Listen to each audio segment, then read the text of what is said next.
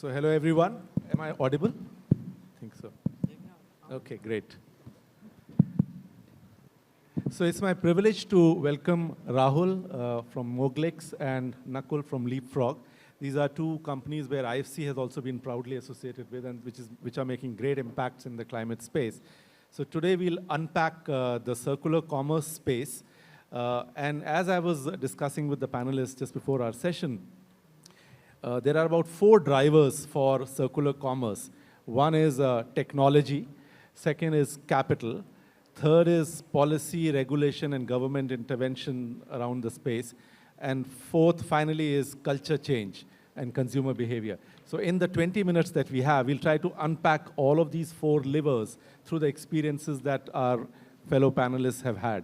And jokingly, and since Rahul is into the logistics space also, he was telling me the challenges of logistics, and I can understand because we are running 1 hour late. Imagine the challenges of logistics in the supply chain space where he deals with thousands of vendors and customers and so on. So let me first start with Nakul. Nakul, I mean, IFC has invested a lot in the climate space and also through funds, yet circularity has been a very small portion of our investment. Why is that? Are you seeing now the investable space, and even from your perspective, I know there is one investment that Leapfrog has done. What are the investable opportunities you are seeing right now? What is the landscape around it? Are LPs pushing you to do more in circularity? And therefore, what is the future from your perspective? Thank you, Shalabh. No, again, and thank you also to IFC for being a very critical partner for us in the value chain. I think we need to understand one thing, that emerging markets and developed markets have one difference, which is developed markets have evolved in what we call a resource excess environment, and emerging markets have been in a resource deficient environment. So culturally, we always think about kind of recycling, reusing, hand-me-downs, so on and so forth, right? Because efficiency comes very naturally to us. At the same time, it has never been thought about recycling from an economic point of view, because our unit economics at that scale never worked for many reasons. What we are seeing now is the intensity for purposes of regulations, quality, affordability, consumption is increasing. For example, 50% of global GDP growth is anticipated from our markets, which means that the consumption will increase by 6 times, which means that we will start increasing our waste. So per capita waste is going to increase. And what we've realized is the denominator with that waste doesn't do well. I mean, we've had waves of municipal solid waste, industrial waste, biomedical waste, electric waste now. But now we are also seeing rise of last mile hyperlocal logistics, which all we'll talk about more to see where efficiencies come through. But all of this will generate waste. To put numbers into perspective, I think about 7% of global waste gets recycled. That's abysmal. And this is, I'm assuming it's pretty much coming from global north or west. But the waste that does not get recycled, to manage it, there's a cost. And I think the number that is put up is about $250 billion. So there is that cost, there's an opportunity play, but we are also seeing governments realizing that if I don't do something about this, I'll have to pay what they call a negative externality cost. Someone will have to pay about it, and there's no someone. It's eventually taxes and subsidies and coming through. So we are seeing a lot of opportunities coming through here. In circularity, we are seeing management of waste. Obviously, we are seeing massive unit economics playing through industrial waste. There are few states that do brilliantly well. Gujarat does, I think, 33% of industrial waste. We're also seeing significant amount of electrical waste coming through. And with batteries increasing, we'll see more and more of this becoming real. Someone told me about 2/3 of electrical vehicles now are being consumed and produced in India. So we believe battery recycling, we believe electrical waste recycling, that is ACs, TVs, laptops, and some of these companies have already become large from a scale perspective.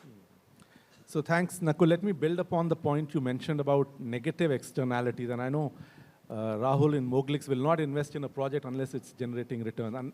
And correct me if I'm wrong. So are you, in your supply chain, you have built a digitized supply chain, and we keep hearing words like traceability, and you use lots of modeling around traceability, and you are very sustainable and all that. So first, I want to understand from you what technology you're using and why. Second, I want to understand whether it's a business model that you are pursuing, which gives you return on investment, or is it just basis negative externality that it looks good and all that? So firstly, two parts to the question. So one, I think there is a famous saying, right? Whatever you cannot measure, you cannot improve, right? So today, I think digital is one of the best ways of monitoring and being able to trace, right, end to end. And it's not just forward, but also by reverse logistics in terms of your ability to see what is the kind of packaging material, for example, that may be used in the forward and reverse. What is the cost that may be associated with it? And cost to us comes in different shapes or forms, right? Packaging is one, fuel is another. I mean, all of these have somewhere contribution towards the climate aspect. Now, so digitization has already, at least in our platform, been fairly close to 80 to 90%. Digitization is possible. Now, traditional supply chains, however, I feel are only 20, 30% digitized. So once the products leave a manufacturer and reaches the distributor, they don't know what is happening with the product, right? So there is no digitization beyond the point when it reaches the distributor. So for them, it is a black hole. Now, in terms of how do you use this digitization as a next step and from a control perspective, I feel we need to start invoking the dimensions of various stakeholders which are responsible. As Nakul was pointing out, the number is 7%. If you were to target 15%, 20%, any of those numbers, this is for public good. I mean, green in some sense is for public good. If you are a capitalist company and looking to invest in doing something public good, you need to figure out, does it still give me the right returns as you asked, right? And most cases it does not. Most cases it does not. Now there are targets that the government may set and might push the corporate world towards it, that you have to do it and therefore corporate has to comply with the... But I think if we start to also think about it as an incentive model, why can't we come up with something like a green tax incentive? Right? If a corporate has instead of 7% a 20% number, does he get any advantage? The answer is no. So I think we need to think about this problem differently. No, thanks. And I think the earlier session touched upon blended finance. But the trouble is there is so much of competing sources vying for blended finance that somebody would need to probably prioritize where does it make sense, maximum sense to deploy blended finance. To me, it was appearing that circularity does make a lot of sense, and hearing from you, maybe it does. So Nakul, on your assessment about circularity opportunities, how are you measuring impact and success of the projects that you are funding? I think for us, climate.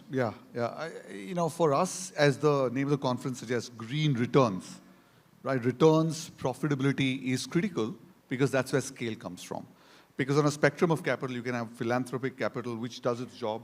You can have blended, which is supposed to do its job. But eventually, to achieve scale and returns, you will require a certain amount of unit economics and scale to play through.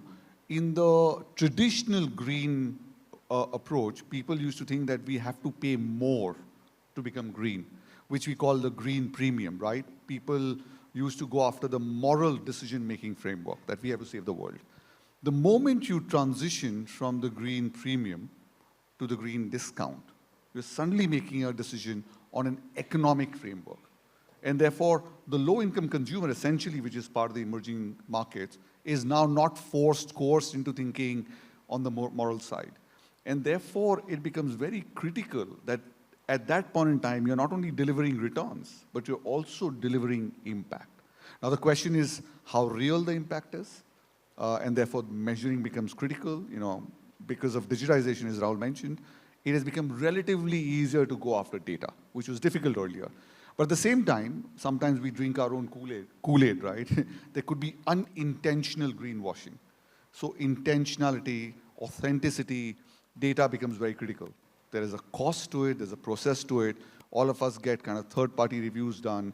But if you are not able to or unable to do this with deep quantitative metric, it will be used, or it cannot be used as efficiently as we would all like to. We believe that most of the climate aspects, especially in circularity, will benefit low-income emerging consumers positively. And for us, that becomes critical to publish, like most of our peers here. They get data verified, measured, audited, and published, and also work together to build newer measuring systems. And are you doing it because your LPs are demanding it, or are you doing it because of future fundraise, or what is the driver for you to do this? I think at Leapfrog, for our driver has been our DNA. So we started as what we call a profit with purpose investor. For us, where we are going is more important, is less important than why we are here. So purpose is important to us, why we are here. The second is obviously where we are going and how we are going about it. And that how is where we bring out the authenticity and detail about impact. We've always been an impact investor. We believe that global growth is happening in our markets, and impact is a natural extension to it. Okay. Rahul, if you want to add and build upon that, are you measuring the impact of your technology interventions in supply chain on climate? Are you measuring things like GHG emissions reduced? What exactly are you measuring there? So I think there are two places where we see the maximum, at least our own role there. One is, I think, digitization purely from reduction of paper, and that is an easy one that we are able to measure. Second is, we run a manufacturing plant in Khatima, which is also taking in all the waste paper and basically converting it back into the packaging paper. And there you're able to directly measure the efficiency because you are seeing what is the kind of input raw material going into it and the kind of product that you're able to make out of it and then feeding back into the supply chain. And I think there is an increasing realization because India also does not have enough virgin paper, for example, right? So there is a realization that we already have less virgin paper, we have less forests. So you need to bring in many of these circular concepts far faster in India. And India could actually be the back end of most of the circular economy, not just for the country, but for the world. And I think that's something that I believe is not going to just happen in paper, but it may happen across multiple industries because you take all the e-waste that is happening. I think the circular economy will will be very important in EV vehicles, for example. Solar will start to have these issues. So I think building those circular companies which can feed back into it and have a capitalist model is going to be important. Combined with, I mean, the example that you gave of blended finance, I don't know whether it's very tricky for corporate to think blended.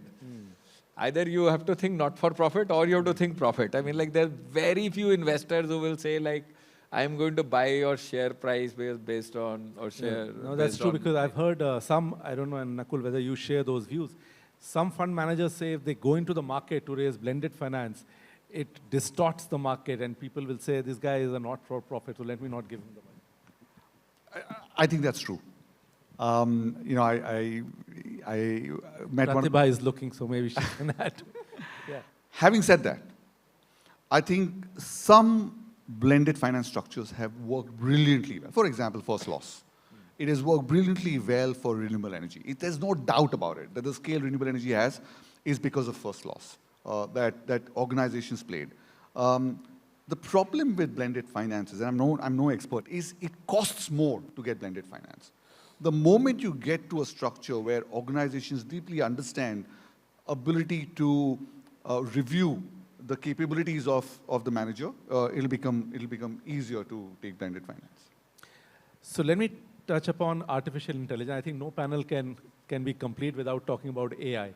So, and I believe you have hired about 150 people which are building AI models around predictive modeling on returns, replacements, which will go into reuse, etc. Can you shed some light on it and how effective it is from a return on investment perspective also? Does it help in finally reducing costs for circularity? So firstly, I think we are probably at one of the cutting edge from a procurement perspective, and we think AI can play a significant role, and we are launching more and more products in that direction. And in fact, some of those products are global first products. They are not intention only towards the circularity, to clarify. They are intention towards how does the entire supply chain become more optimized, and optimization means different elements. Optimization can be number of hops of the supply chain, the best cost of the supply chain, what is the inventory that is being stored across different value points in the supply chain.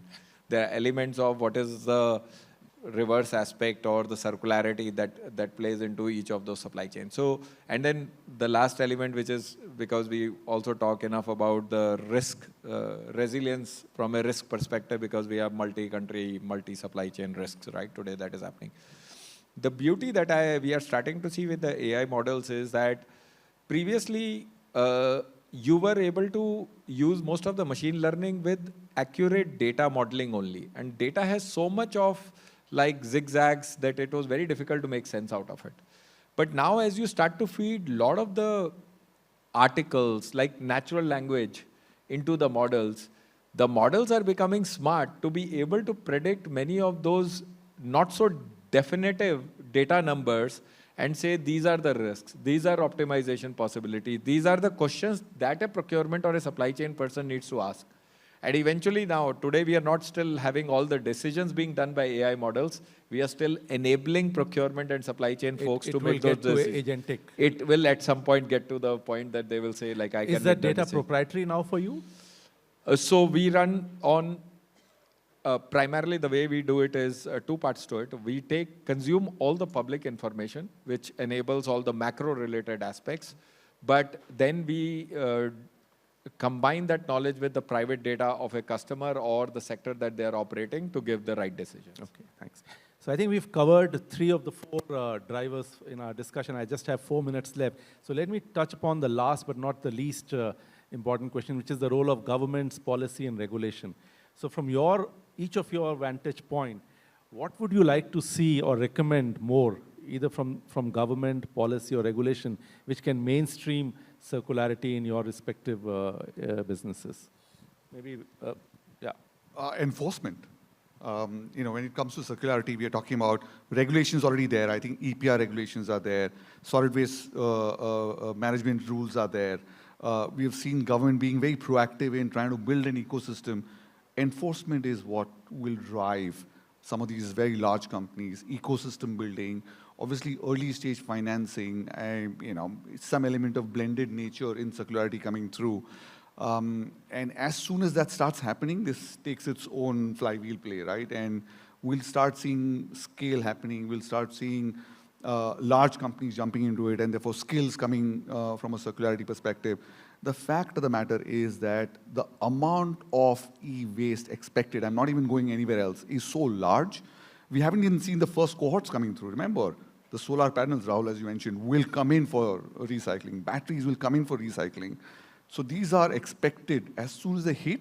If the supply is not ready to process it, there is going to be a cost to it. So you're saying the EPR rules are well designed, the enforcement is weak. So therefore could be a lot of greenwashing there. Is that? Well, I don't think it's weak. I think government is trying to first make sure that companies bring a deeper understanding onto it. So, I think they have to start moving slowly onto enforcement. Rahul? I will actually take the opposite view, almost saying that I think in some of these, again, this is like a blended example, right? So, I think it's easy to set targets, but you have to realize what the corporates are operating within, from both ease of doing business and various battles that they are fighting, both from operations perspective, shareholder perspective, so on and so forth. So I think we should flip the problem and think of it as an incentive.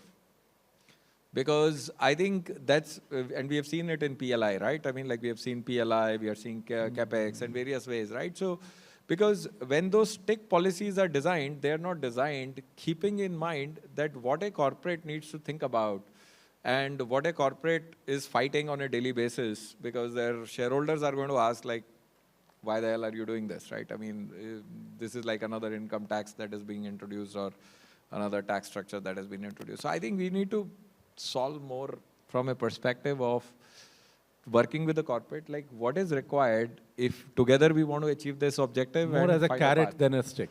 I think it's a mix. See, it's always a mix, but like you can't follow only a stick-based policy. For example, I'll give you one instance. Now, it's very difficult for a individual organization to continue to work on reverse. But suppose every district collector or a DM has a goal that you have to enable the reverse logistics and you have a target for it. So that at least at a district level, you are actually consolidating, and then let sector by sector companies take it reverse further on. Now today, he does not have any incentive. And the aggregation has to happen at a district level. And you're right, you said what gets measured gets done. We have 40 seconds. If we have time for one question, I want to ask the audience if they want to have any burning question. Otherwise, we'll wrap it up. Anything from you, Pratibha or Imad? You want to give any perspective? No, nothing here. I think we are close to lunch, and that's why people must be rushing for. Oh, you have a question, please. Please introduce. Speak loudly.